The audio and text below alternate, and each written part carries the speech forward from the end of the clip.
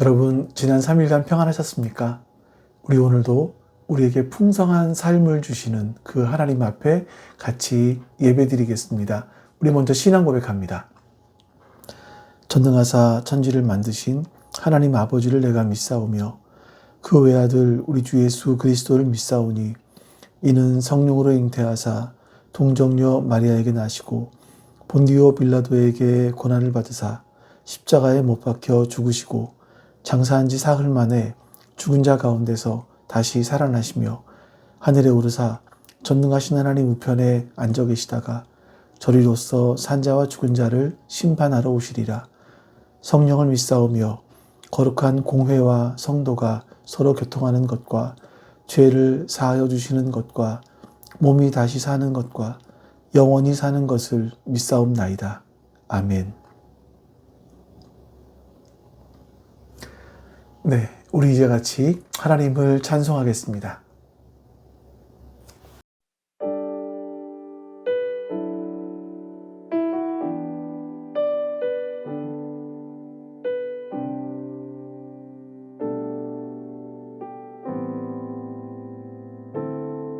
당신은 시간을 뚫고 이 땅 가운데 오셨네. 우리 없는 하늘 원치 않아 우리 삶에 오셨네. 자신의 편안 버리고 우리에게 평안 주셨네. 가장 낮은 자의 모습으로 우리 삶에 오셨네.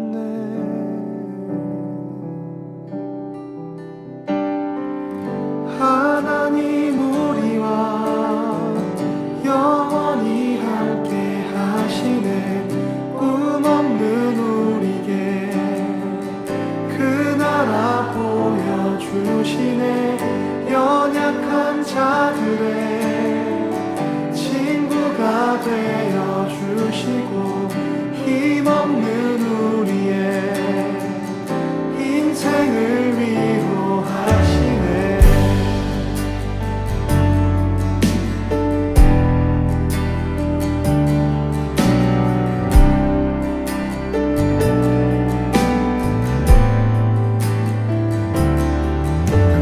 시간을 뚫고 땅 가운데 오셨네. 우리 없는 하늘 원치 않아 우리 삶에 오셨네. 자신의 편안 버리고 우리에게 평안 주셨네. 가장 낮은 자의 모습으로 우리 삶에 오셨네. 하나님 우리와 영원히 함께 하시네. 꿈 없는 우리의 그 나라 보여주시네. 연약한 자들의 친구가 되어주시고 힘없는 우리의 인생을 위로하시네.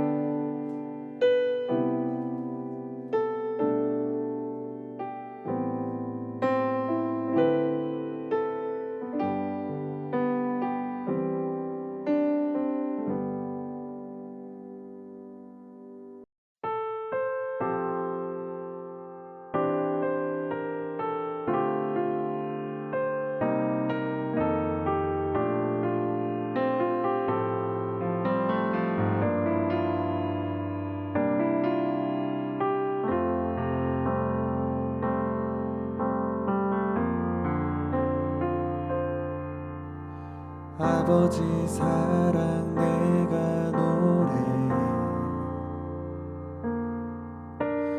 아버지 은혜 내가 노래해 그 사랑 변함없으신 거짓 없으신 성실하신 그 사랑 사강 갈 때 꺾지 않으시는 꺼져가는 등불 끄지 않는 그 사랑 변함없으신 거짓 없으신 성실하신 그 사랑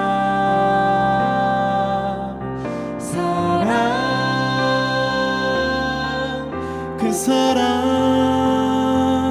날 위해 죽으신 날 위해 다시 사신 예수 그리스도 다시 오실 그 사랑 죽음도 생명도 천사도 하늘의 어떤 권세도 끊을 수 없는 영원한 그 사랑 예수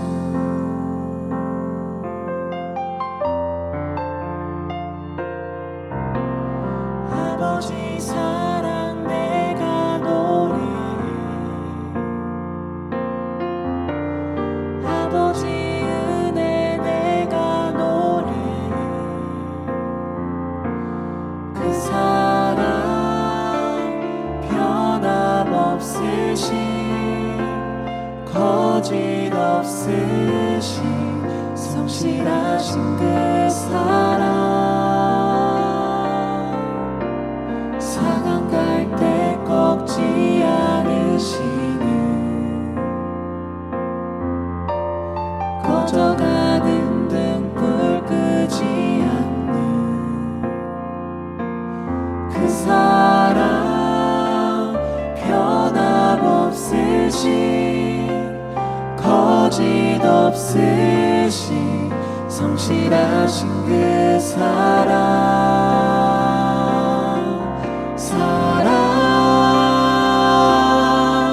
그 사랑 날 위해 죽으신 날 위해 다시 사신 예수 그리스도 다시 오실 그 사랑 죽음도 생명도 천사도 하늘의 어떤 권세도 끊을 수 없는 영원한 그 사랑 예수 그 사랑 날 위해 죽으신 날 위해 다시 사신 예수 그리스도 다시 오실 그 사랑 죽음도 생명도 천사도 하늘의 어떤 권세도 끊을 수 없는 영원한 그 사랑 예수 그 사랑 날 위해 죽으신 날 위해 다시 사신 예수 그리스도 다시 오실 그 사랑 죽음도 생명도 천사도 하늘의 어떤 권세도 끊을 수 없는 영원한 그 사랑 예수 영원한 그 사랑 예수 영원한 그 사랑 예수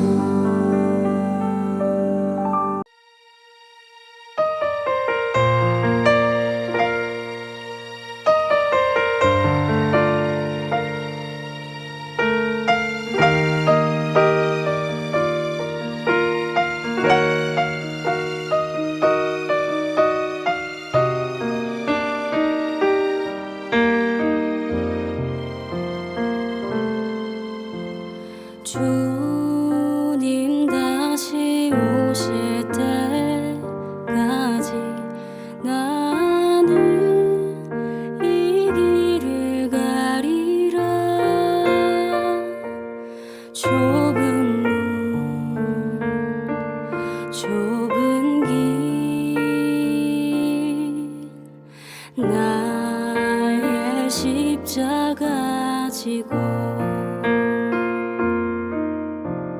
나의 가는 이 길 끝에서 나는 주님을 보리라. 영광의 내 주님 나를 맞아주시리. 주님 다시 오실 때까지 나는 일어나 달려가리라. 주의 영광 온 땅 덮을 때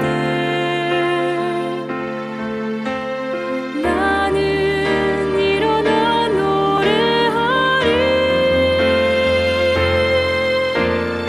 내 사모하는 주님 온 세상 구주시라.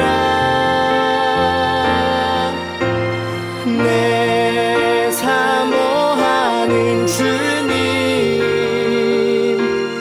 영광의 왕이시라.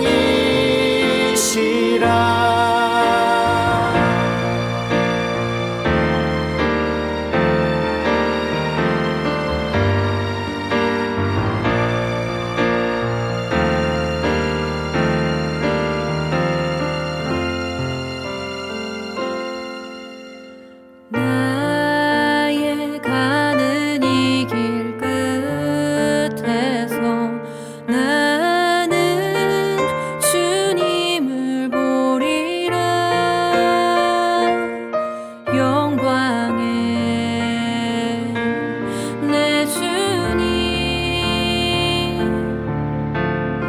나를 맞아주시리. 주님 다시 오실 때까지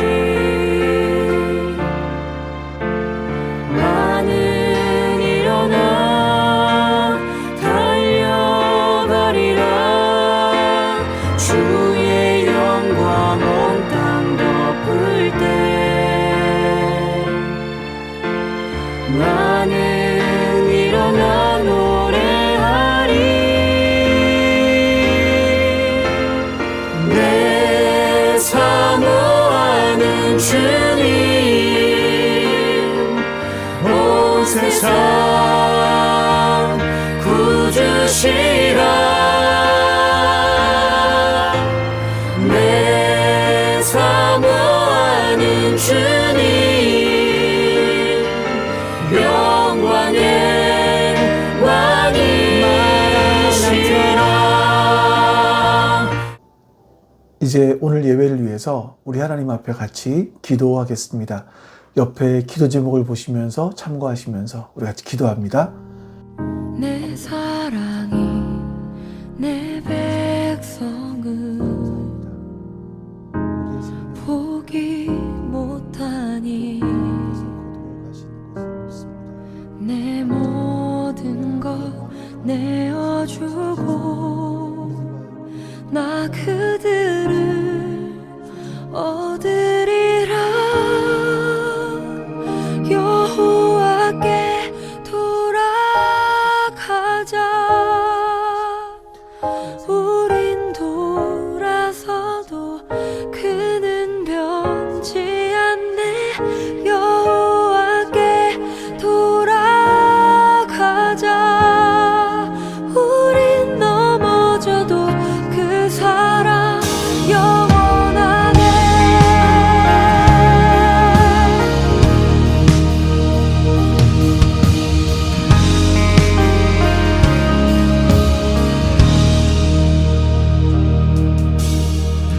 내 백성이 나를 떠나. 아버지 하나님, 오늘도 하나님께 예배드릴 수 있는 이 귀한 은혜를 주셔서 감사합니다.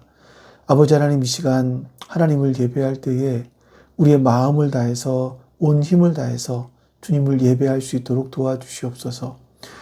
우리의 삶 가운데 우리가 수많은 결정들을 하게 될 때에 이렇게 주님을 예배하고 주님으로부터 받던 그 말씀을 근거로 우리의 삶을 살아가며 결정해 갈 수 있도록 주님 도와주시옵소서.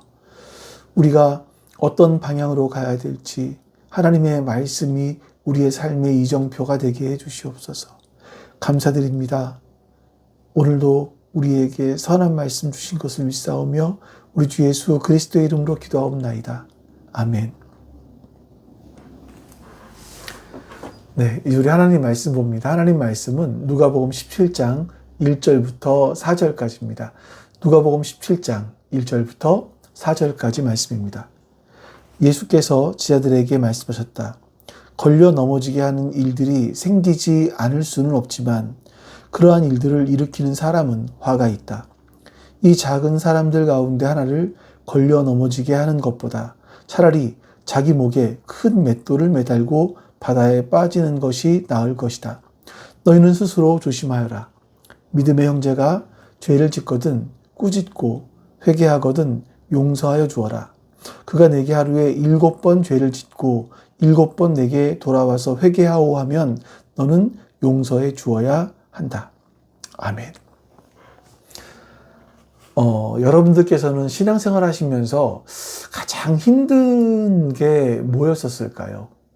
우리가 한번 우리 자신을 잘 생각을 해보면 우리를 힘들게 했던 것들은 일은 아니었던 것 같아요. 예를 들어서 교회 주방에서 설거지하는 게 힘들어서 교회 안 나온다? 이런 분보다는 사실 어떤 사람 때문에 상처를 입어서 나 교회를 떠난다. 이런 분들이 훨씬 더 많죠.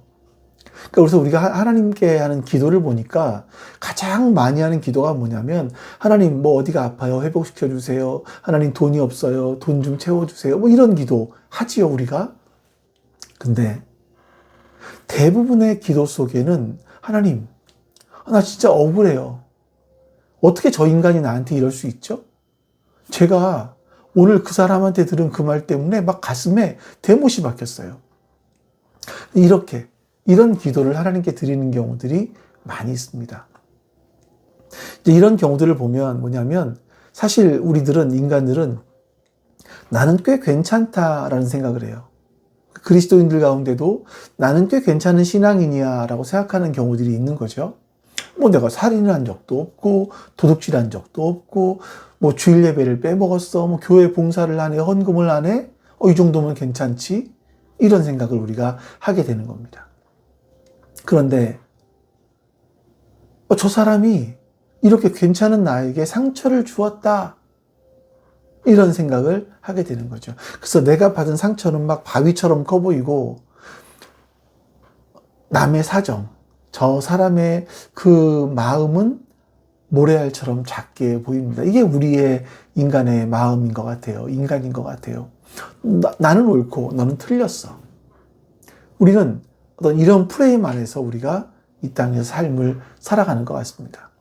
자, 그런데 오늘 이 예수님께서 우리 스스로 정의롭다라고 생각하는 그 생각을 깨트리는 말씀을 하세요. 우리 본문의 1절 말씀을 좀 보겠습니다. 예수께서 제자들에게 말씀하셨다. 걸려 넘어지게 하는 일들이 생기지 않을 수는 없지만 그러한 일들을 일으키는 사람은 화가 있다. 자, 여기서 보니까 않을 수는 없다 이런 말씀을 하시잖아요. 이게 헬라어로 보면 이 논리적으로 불가능하다 이런 뜻이거든요. 그러니까 쉽게 말하면 이런 거죠. 우리가 숨을 쉬면 당연히 이산화탄소를 내뱉지 않습니까? 그런 것처럼 사람들이 모인 곳에는 당연히 죄와 상처가 생긴다. 이건 100% 필연적이다. 이런 얘기죠.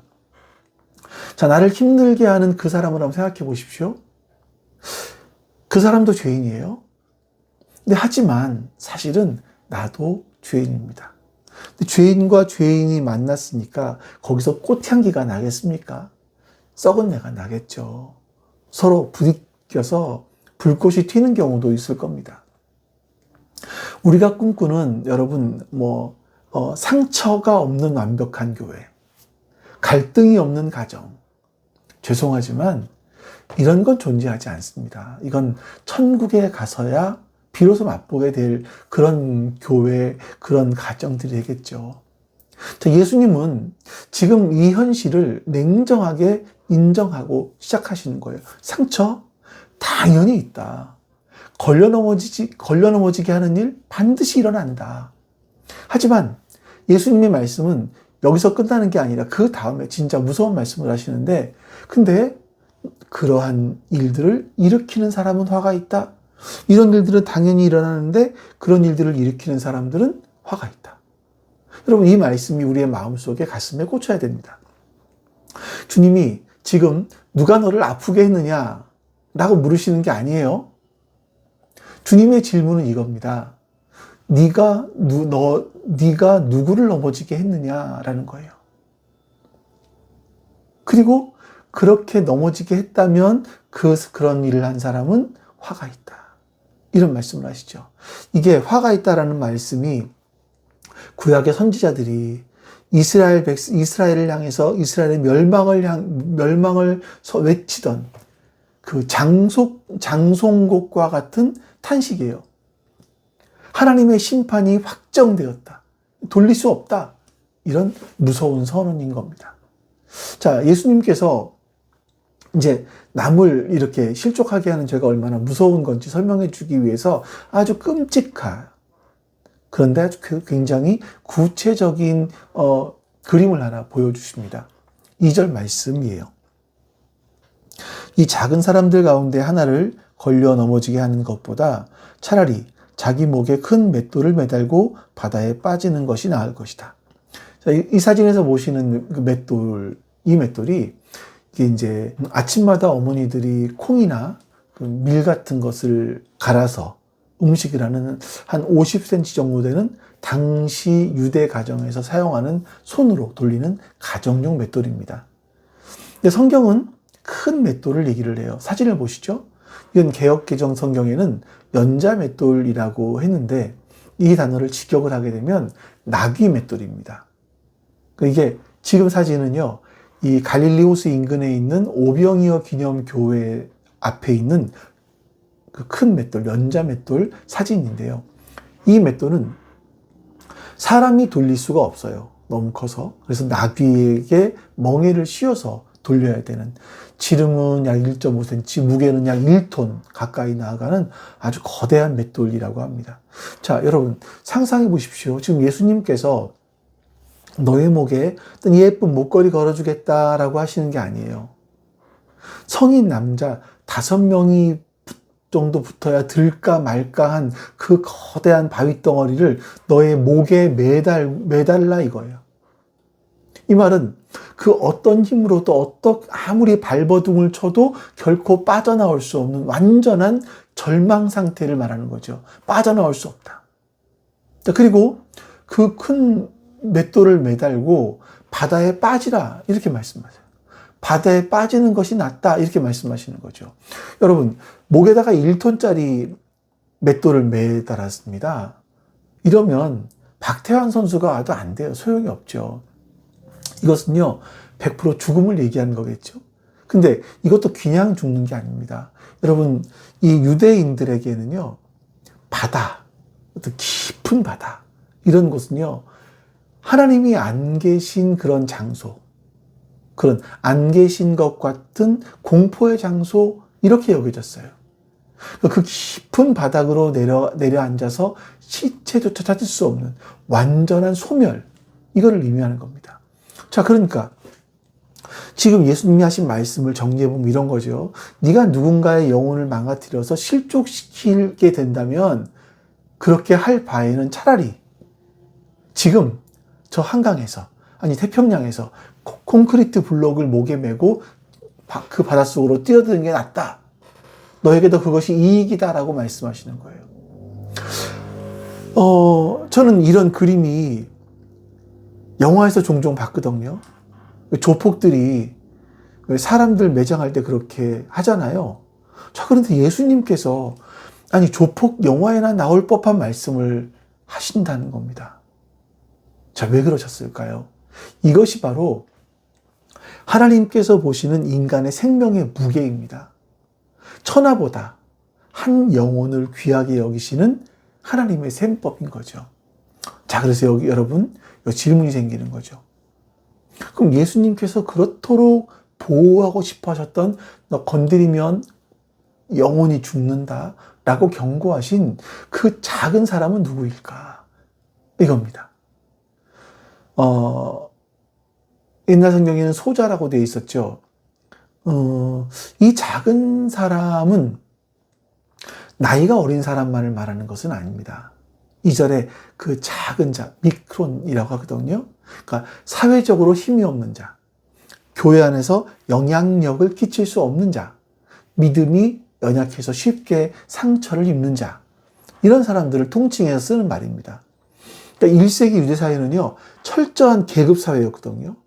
바리새인과 율법학자들이 율법을 잘 지키고 재산이 날마다 늘어나는 자신들은 의인이라고 불렀습니다.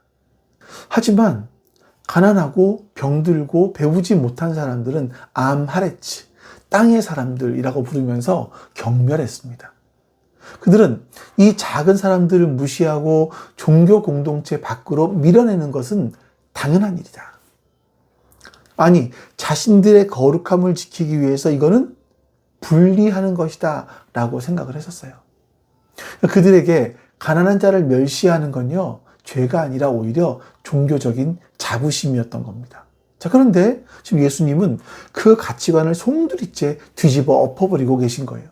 자, 너희가 하찮게 여기는 그 사람, 너희가 율법을 모른다고 하면서 무시하는 그 소장농, 그 과부, 그 병자, 그 하나가 나에게는 온 우주와도 바꿀 수 없는 귀한 존재다. 내 핏값으로 살릴 만큼 정말 귀한 존재다. 누가 감히 나의 사랑하는 자를 건드리느냐? 넘어지게 하느냐? 너희가 그들을 멸시하는 것이 곧 나를 멸시하는 거다. 이렇게 말씀하시는 거예요. 자, 그럼 여러분 이제 우리는 어떻게 해야 되겠습니까? 이 무시무시한 경고 앞에서 우리는 어디를 봐야 되겠습니까? 주님은요, 우리 시선을 밖이 아니라 나의 안으로 돌리십니다. 주님께서 1절과 2절에서 그 큰 맷돌, 연자 맷돌 이야기를 하신 다음에 3절 첫머리에 아주 강력한 명령을 하세요. 3절 말씀을 한번 우리 읽어보도록 하겠습니다. 너희는 스스로 조심하여라. 믿음의 형제가 죄를 짓거든 꾸짖고 회개하거든 용서하여 줘라. 여러분, 성경은 너 주변에 있는 어떤 성격의 사람들을 조심해, 어떤 성향 조심해 이렇게 말씀하시는 것이 아니라 너희 스스로를 조심해라 이렇게 말씀하세요. 그러니까 원문의 뉘앙스를 잘 살려보면 너희 자신을 주의 깊게 살펴라 이거예요. 너희 자신, 나 자신을 주의 깊게 살펴라. 정신 똑바로 차려라. 이런 의미가 이 말씀 안에 담겨 있는 겁니다. 자, 뭘 이렇게 조심해야 되는 거죠?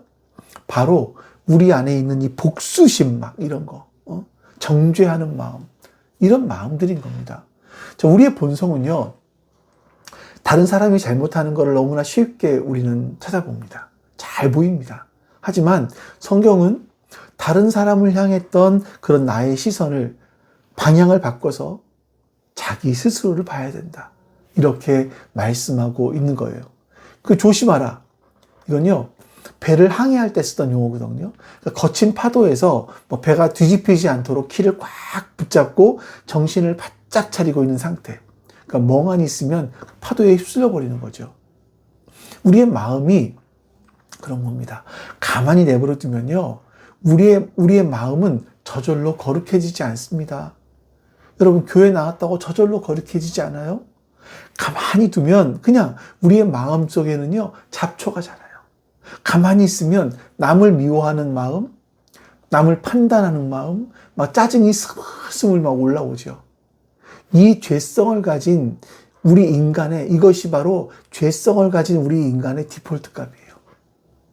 그 주님은 말씀하시는 거예요. 정신 바짝 차려라.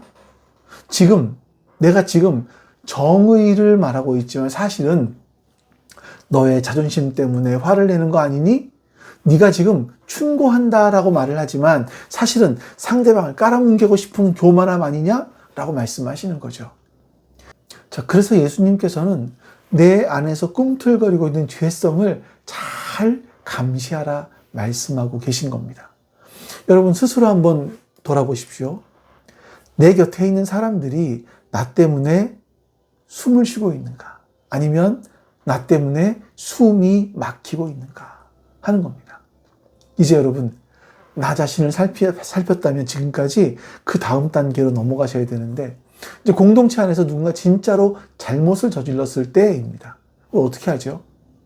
주님은 우리가 어떻게 해야 되는지 매뉴얼을 제시해 주세요.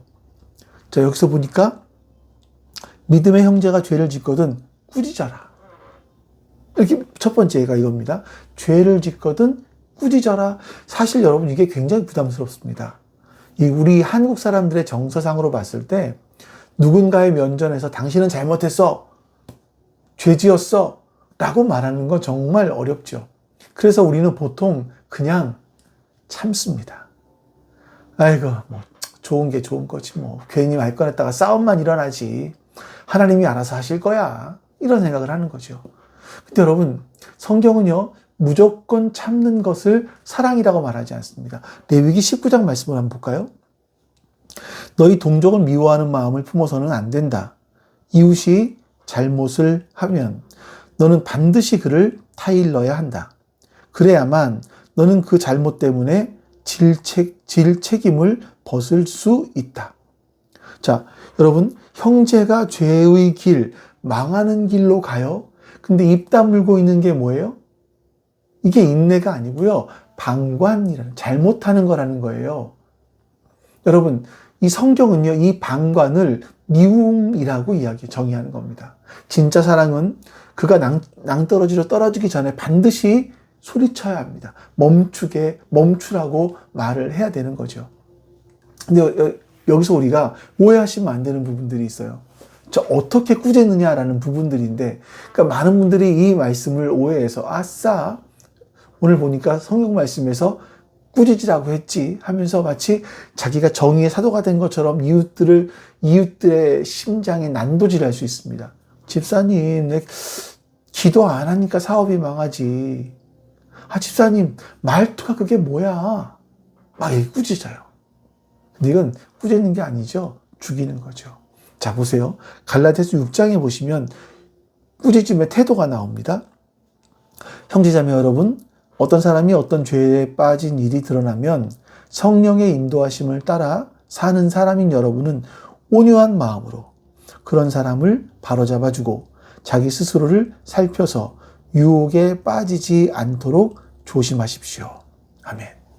자, 어떤 사람이 큰 죄에 빠졌습니다. 그러면 온유한 마음으로 그런 사람을 바로잡아주라 말씀하는 거예요. 온유하다? 어디서 기억나지 않으십니까? 여러분, 이 온유하다라는 말은요, 이게 흔히 목소리가 작고 착하고 성격이 유들유들한 그런 것을 온유라고 하지 않습니다. 그건 온순하다고 해요. 타고난 기질입니다. 온순한 건요. 태어날 때부터 순한 사람이 있잖아요. 근데 성경이 말하는 온유와 온순은 차원이 다릅니다. 자, 어떤 학자가 기억나시죠? 온유를 통제된 힘이라 이렇게 표현을 정의했어요. 생각해 보십시오. 야생마가 날뜁니다. 그 힘은 파괴적이에요. 하지만 노련한 조련사가 그 야생마를 훈련시킵니다. 그러면 그 야생마가 가지고 있는 그 엄청난 힘이 조련사가 움직이는 대로 움직여요. 그러니까 그 힘이 주인의 뜻대로 움직이는 능력이 되는 거죠. 힘이 없어진 게 아니라 주인의 손에 그 힘이 통제가 되는 겁니다. 이게 온유이지요. 여러분, 우리의 조련사는 예수 그리스도 아니십니까? 내 안에는 여전히 나를 비판하고 싶은 어떤 야생마 같은 혈기가 있어요. 내 성질대로라면 막 들이받고 싶잖아요. 하지만 그 기질이 십자가 앞에서 꺾이는 겁니다. 예수님이라는 주인의 손에 길들여진 상태, 바로 그것이 성경이 말씀하고 있는 온유예요. 타고난 성품이 아니라 주님으로 인해서 변화된 성경. 자, 그래서 우리가 여러분 누군가를 책망할 때는요, 이 통제된 사랑, 통제된 힘이 있어야 되는 겁니다. 우리는 상대방을 굴복시키기 위해서 내가 맞았지, 내가 맞잖아. 상대방을 굴복시켜서 내가 맞다라는 것을 확인하고 싶어 해요. 이건 훈련받은 것이 아니죠. 이건 우리가 멈춰야 되는 겁니다. 하지만 내 감정을 예수님 때문에 죽이고 오직 저 영혼을 살리려고 하는 그 예수님의 마음, 그 마음을 알아 스스로 통제한, 그러니까 그 말씀을 따라 통제한 힘, 이거를 말하는 겁니다. 이게 있으면요, 욕먹을 각오를 하고서라도 건면하는 겁니다. 그것이 교회를 지키는 거룩한 용기이죠. 이것이 우리 공동체가 건강해지는 유일한 길인 겁니다. 자, 그 다음으로는요, 회개하거든 용서하여 주라. 여기까지만 딱 들으니까 뭐 해볼 만합니다. 나에게 잘못한 사람이 찾아와서 집사님 정말 미안해. 내가 생각이 짧았어. 용서해 줘. 고개를 숙이면 우리도 좀 마음이 누그러지잖아요. 그래요. 뭐 사람이 살다 보면 그럴 수 있죠. 다음부턴 그러지 마세요. 하면서 막 쿨하게 받아줄 수 있을 것 같아요. 자, 근데 예수님께서는 이 회개하면 용서해 주라 라고 말씀하시면서 우리의 이런 상식을 박살내는 말씀 하나 하세요. 4절 말씀입니다. 그가 내게 하루에 7번 죄를 짓고 7번 내게 돌아와서 회개하오 하면 너는 용서해 주어야 한다. 아멘. 여러분 생각해 보십시오. 평생 7번이 아니에요. 하루에 7번입니다. 아침을 먹다가 그 딸내미가 말로 상처를 줘요. 그리고는 엄마 미안해 잘못했어 이렇게 말합니다. 그래 알았어 용서하자. 점심 때 또 그러는 거예요. 실수 엄마 쏘리. 뭐 또 그래 알았어 용서할게. 저녁 먹을 때 또 그러는 겁니다. 밤에 자기 전에 또 그러고요. 아니 이쯤 되면 어떤 생각이 드냐면요. 지금 이 자식이 나를 농락하는 거야? 나를 가지고 노는 거야? 이런 생각이 들지 않겠습니까? 이것이 정상적인 인간의 반응이에요. 솔직히 말해서 하루 7번 똑같은 죄를 짓고 와서 미안하다라고 하는 건 진정성이 없어 보이잖아요. 그것은 사과가 아니라 우리를 조롱하는 것처럼 보여요. 나를 우습게 하는 것처럼 보이죠. 그러니까 당시 유대 랍비들은 3번까지 용서해줘라 이렇게 말했거든요. 사실은 3번도 엄청 대단한 겁니다. 그런데 예수님은 7번을 말씀하세요. 이 말씀은 뭐냐면 그가 돌아와서 잘못했다 라고 말을 하면 무조건 받아주라는 겁니다. 이런 의미인 거예요. 자, 이건 여러분 아주 위험하고 아주 어리석은 말씀처럼 보입니다. 요즘 서점 같은 데 가보면 손절에 대한 책들이 나와요. 너를 힘들게 하는 사람과는 거리를 두라는 거죠. 너의 감정 에너지를 거기다 뺏기지 말아라. 너의 감정 에너지를 뺏어가는 사람과는 관계를 끊어라. 호구가 되지 말아라. 이렇게 말합니다. 이게 이 시대의 지혜예요. 우리는 상처받지 않기 위해서 방어 기제를 세우고 마음의 벽을 쌓는 것을 자기 보호라고 배웁니다. 자, 그런데 예수님은요, 지금 우리에게 바보가 되라, 호구가 되라 강요하시는 겁니다. 사실 여러분, 우리가 항변하고 싶죠. 예수님, 아니 저 사람이 회개합니다 라는 말을 하지만 눈빛을 보세요. 전혀 반성하는 기색이 없잖아요. 진정성이 없는데 어떻게 용서합니까? 여기서 여러분, 우리가 놓치지 말아야 될 단어가 있습니다. 뭐냐면 예수님 말씀하신 용서라는 의미예요. 헬라어로 용서라는 단어는요, 어떤 감정적인 단어가 아니에요. 마음이 시원해지라거나 미운 감정이 사라지게 하라거나 이런 뜻이 아닙니다. 이 단어는 법적이고 경제적인 용어입니다. 빚을 탕감해주다, 놓아주다, 떠나보내다 이런 뜻이 그 안에 있어요. 그러니까 누군가 나에게 상처를 주면요, 내 마음속 장부에는 빚이 기록됩니다. 너는 나에게 모욕감을 줬어. 너는 나에게 손해를 끼쳤어. 너도 갚아야 돼. 이런 마음. 나에게는 그에게 사과를 요구하거나 똑같이 갚아줄 정당한 채권이 생기는 거예요. 용서가 뭐냐면요, 상대방이 예뻐서 하는 게 아니고, 그가 100% 변화되었다고 믿어졌기 때문에 하는 게 아니고, 우리의 주인이 명령하셨기 때문에, 내 손에 쥐고 있는 이 부당한 복수의 청구서를 그냥 찢어버리는 내 의지의 결단인 겁니다. 빚을 없는 셈 쳐주겠다고 하는 의지의 결단인 거예요. 근데 여러분, 이게 되나요? 내가 네가 나한테 이렇게 했지만 나는 그거 생각하지 않기로 했어. 너 용서하기로 했어. 난 결단했어. 예수님 때문에. 이게 여러분 됩니까? 예를 들어서 내 돈을 떼먹고 도망간 사람, 내 자존심을 완전히 짓밟고 비웃는 사람, 내 사랑하는 가족의 눈에서 피눈물을 흘리게 한 사람, 하루에 7번이라도 받아주고 빚을 탕감해주고, 이게 여러분 우리의 실력으로 가능하냐 이거죠. 우리의 본성은요, 즉각적으로 반발합니다. 주님, 이건 말도 안 됩니다. 하나님, 이건 불공평해요. 내 속이 문드러지는데 어떻게 용서합니까? 여러분, 사실 예수님의 이 무리한 요구를 듣고 사도들이 절망했던 것 같아요. 그래서 5절, 오늘 우리가 읽지 않았습니다만 5절에 이런 말씀을 하고 있습니다. 사도들이 주님께 말하였다. 우리에게 믿음을 더하여 주십시오. 이게 무슨 뜻이겠습니까? 점잖게 말하는 거지만 사실은 비명을 지르는 거예요. 주님, 내 힘으로는 못합니다. 내 성질로는 도저히 할 수 없습니다. 아니, 저 인간을 7번 용서하라고요? 차라리 저더러 죽으라고 하십시오. 내 믿음이 산을 옮길 정도의 믿음이 되지 않고서는 도저히 불가능합니다. 그런 믿음 좀 주세요. 이런 거죠. 그러니까 지자들은 자신의 인격, 도덕성, 수양, 이런 것으로는 주님의 이 기준을 만족시킬 수 없다는 것을 깨달은 겁니다. 절망한 거예요. 완벽한 절망. 주님, 왜 우리를 이렇게 절벽으로 끌고 가십니까? 이런 거죠.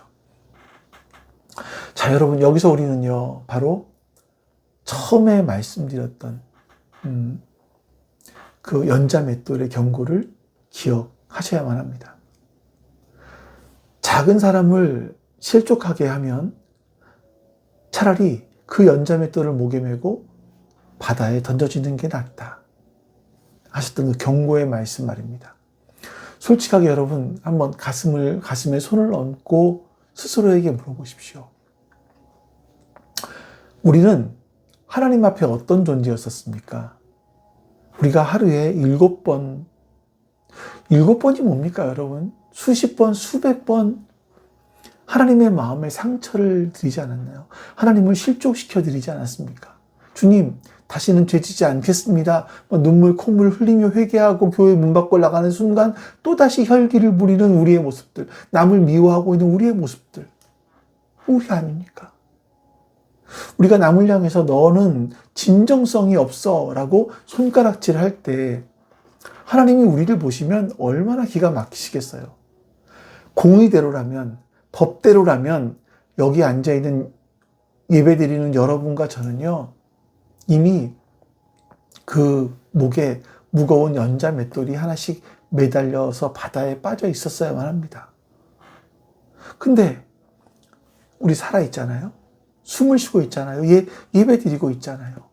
어떻게 이게 가능합니까? 바로 2000년 전에 골고다 언덕, 그 참혹한 십자가 앞 위에서 예수님이 하신 일을 기억하시는 겁니다. 예수님은 죄가 없으신 분이세요. 하지만 그분은 우리를 대신해서 기꺼이 죄인이 되셨습니다. 우리가 목에 걸어야 될 그 저주스러운 무거운 연자 맷돌을 우리의 죄짐, 우리의 수치, 우리의 갚을 수 없는 그 죄의 빚, 그 무게를 예수님이 당신의 목에 거신 거예요. 그리고 우리 대신 심판의 바다에 뛰어드신 거죠. 하나님께 버림받은 그 깊은 바닷속에서 예수님 외치십니다. 엘리, 엘리, 라마, 사박다니. 나의 하나님, 어찌하여 나를 버리십니까? 그것은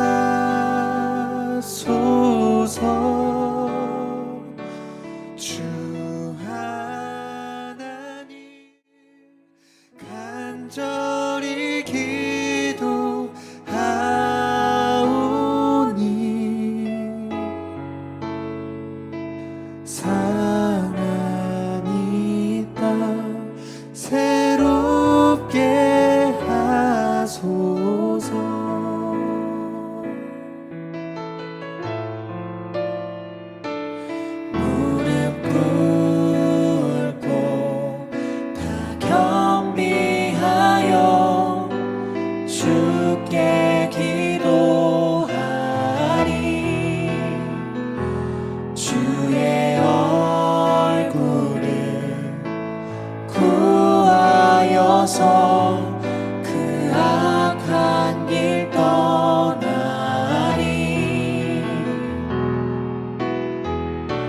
주님의 자비로 죄를 사하며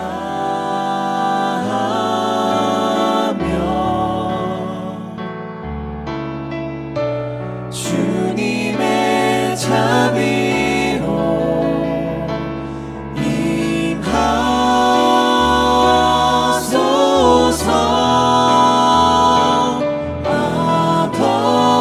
아버지여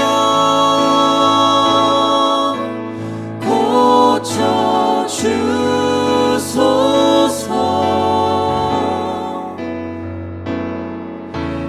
이 나라 주의 것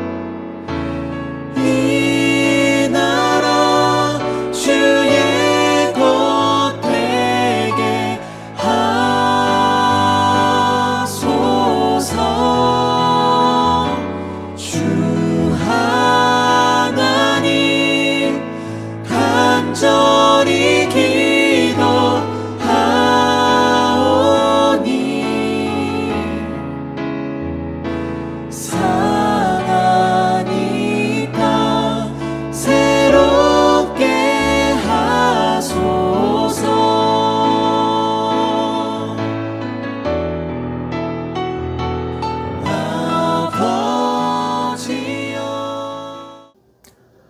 아버지 하나님, 오늘도 하나님의 말씀을 나누게 해주시니 감사합니다. 하나님, 우리가 받은 그 용서의 은혜를 기억하지 못하고 내 인생 속에 100데나리온 빚진 자, 그런 사람의 멱살을 붙잡고 내 돈을 내놓으라 말하는 그런 우리가 아니었나 생각하게 됩니다. 주님, 내가 얼마나 큰 죄를 탕감받았는지, 하나님께 어떤 죄를 용서함 받았는지, 또 얼마나 많이 용서함 받았는지를 기억하게 해주시옵소서. 그리고 우리 주변에 우리를 서운하게 하는 사람, 또 잘못된 길로 가는 사람들, 그런 사람들에게 하나님 나라로 그들을 이끌어갈 수 있는 그런 힘을 우리에게 허락하여 주시옵소서. 감사드리며 우리 주 예수 그리스도의 이름으로 기도하옵나이다. 아멘.